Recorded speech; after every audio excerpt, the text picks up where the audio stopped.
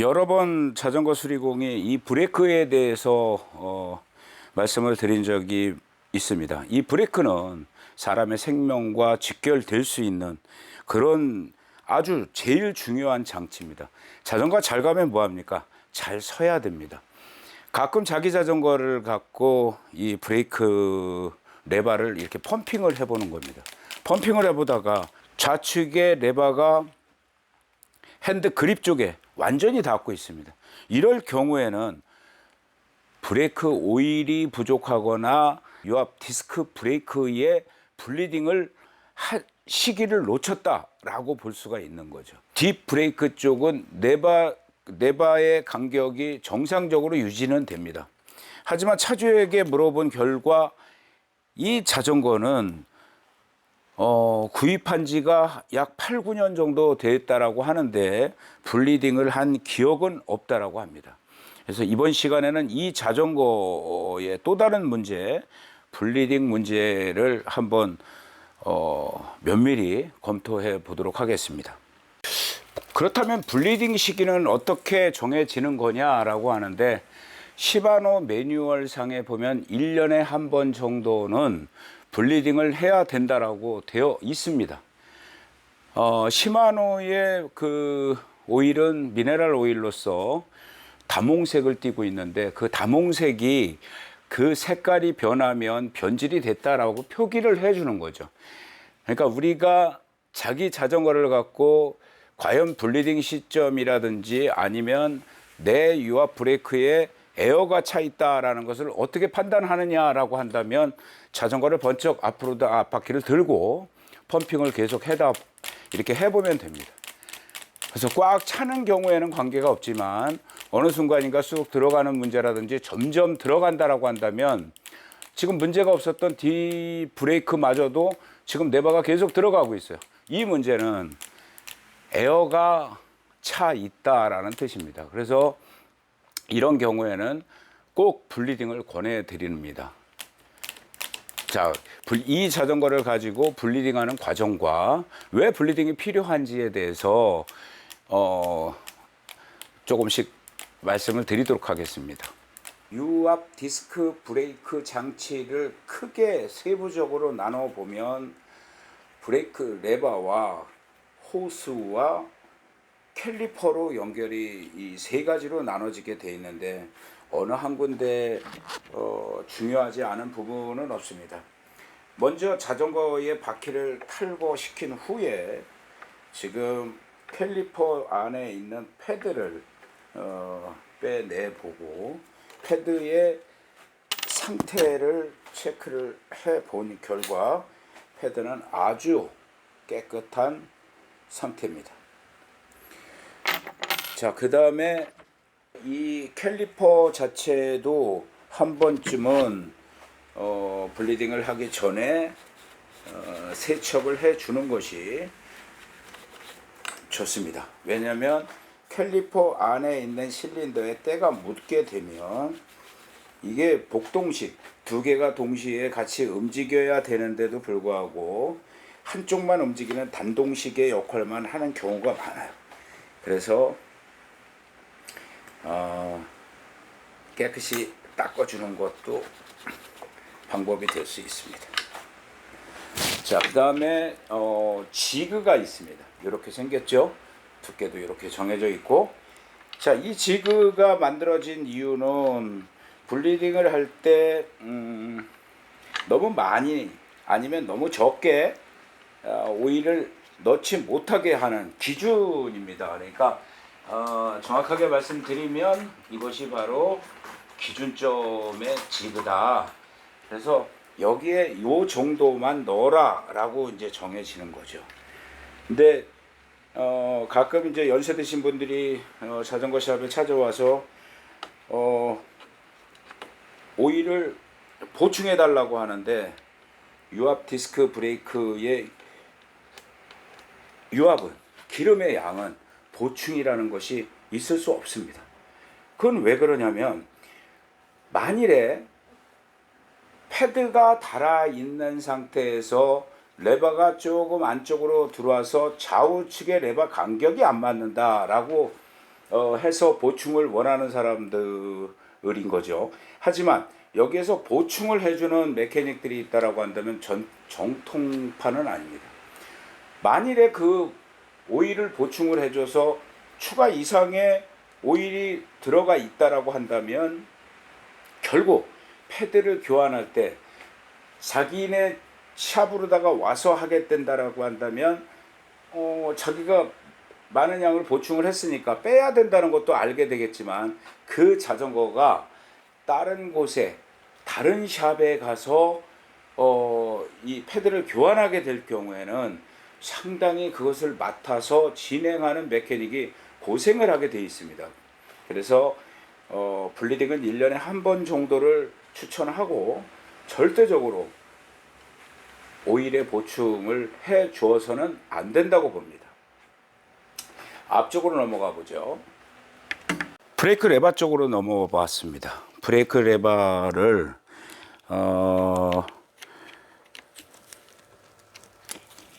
수평을 이루게 위치를 이렇게 변경을 하고요. 그 다음에 지금 XTR은 2.5mm 정도로다가 되어 있는데 캡이 2.5mm를 이용해서 캡을 열었습니다.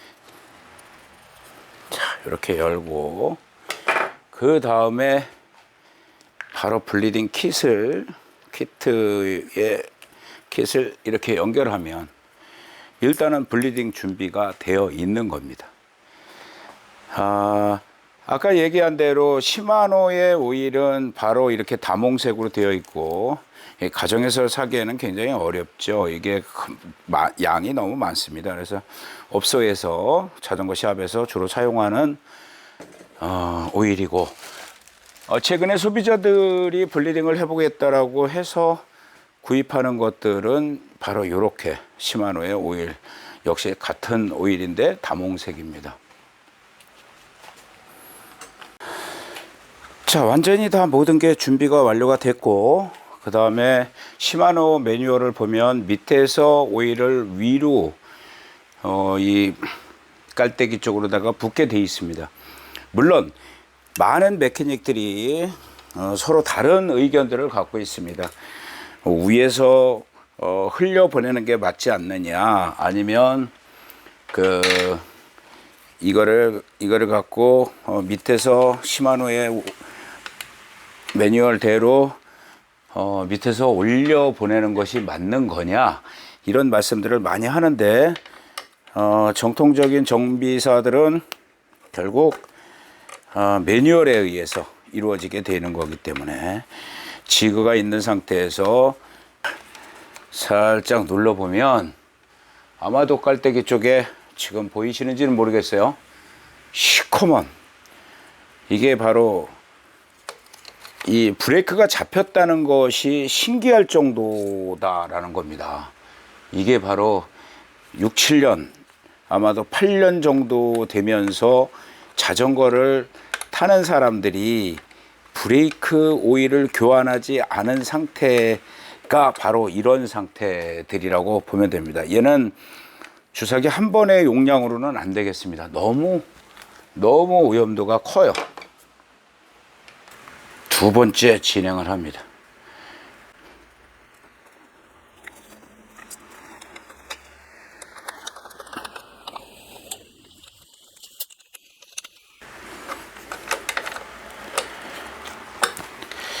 간혹가다 샵 사장들이 자전거를 팔아놓고 정비에 대해서 잘 모르는 사람들이 실수하게 되는 원인 중에 하나가 이런 부분이죠. 아직까지 한국에서는 자전거 정비에 의해서 손해배상을 청구하는 민형사 소송이 없었지만 앞으로는 이 공임이 많아지고 그럼으로 인해서 그런 형사소송권도 있을 거라고 생각을 해요. 그래서 한 번 더 다몽색이 나올 때까지 정비를 진행합니다. 이제 천천히 검정색에서 원색을 띠기 시작합니다. 그리고 주사기를 뽑았다 다시 넣었다 하는 방법을 반복함으로써 안에 있는 아주 미세한 공기까지 제거를 하게 되는 거죠. 아니면 제일 중요한 건 본인이 자전거 정비에 대한 생각 자체가 없었던 거죠. 그러니까 누구를 탓하기 전에 자기 자전거는 자기가 관심 있게 지켜봐야 되고 관리를 해야 된다는 것이 맞는 거죠. 지금 이 사례를 보면 아시겠지만, 자, 이게 브레이크가 이렇게 잡혔다는 게 아주 신기할 정도입니다. 그리고 만일에 여러분들이 어필 도로를 올라가서 다운을 할 때 브레이크가 안 닿는다고 한번 생각을 해 보십시오. 어떤 현상이 벌어질지는 여러분들의 상상에 맡기도록 하겠습니다. 그래서 뒷브레이크의 블리딩은 마무리가 됐습니다. 뒤에 브레이크 오일을 교환하면서 끔찍한 모습들을 봤습니다. 근데 사실 이 자전거의 제일 문제점들은 앞브레이크에 있었던 거예요. 브레이크가 아예 잡히지 않는 상태였는데 펌핑을 계속해서 억지로 브레이크를 잡았던 그런 상황이었던 것 같습니다. 자, 앞브레이크도 정작 문제가 됐던 부분이 앞브레이크였기 때문에 앞브레이크를 한번 해보도록 하겠습니다. 역시 똑같은 상태로다가 밑에서부터 위로 올리겠습니다. 자, 뽀글뽀글 하면서 공기 방울들이 많이 나오는 걸 볼 수 있어요. 그리고 역시 뒷브레이크 못지않게 시커먼 오일이 올라옵니다. 로드보다 속도감이 없기 때문에 브레이크를 많이 안 잡는 타입인데, 로드는 속도감이 있기 때문에 브레이크를 자주 잡게 돼 있어요. 자주 잡으면 역시 바로 점성분이 떨어지면서 브레이크의 성능이 오일에 의해서 아웃되는 경우가 많이 있다는 것을 분명하게 말씀을 드립니다. 자, 2차 시도입니다. 역시 시커먼 게 이제 빨간색으로 섞여서 나오죠. 아까 뒤에보다는 오일 양이 적게 들어가죠. 왜냐하면 호수의 길이가 서로 다르기 때문입니다. 앞에 브레이크는 호수가 뒷브레이크보다는 짧기 때문에 오일의 양도 약간 적게 들어간다고 보시면 돼요. 그 다음에 네바를 계속 작동을 시켜보고, 그 다음에 네바가 딱딱한 상태로 유지를 한다면 오일을 킷을 분리를 해서 빼고 그 다음에 부으면 됩니다. 자, 한번 보시겠습니다. 아주 사소한 거지만 메케닉들이 놓치는 경우들이 굉장히 많습니다.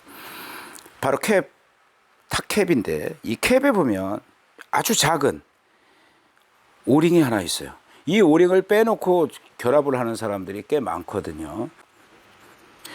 자, 이렇게 되면 블리딩은 끝난 상태죠. 근데 사후에 잘 되는지 혹은 어떤 또 다른 문제가 없는지 이런 부분들을 체크를 해 보아야 합니다. 이게 7, 8년 탔다는 자전거의 통해서 나온 오일의 컬러입니다.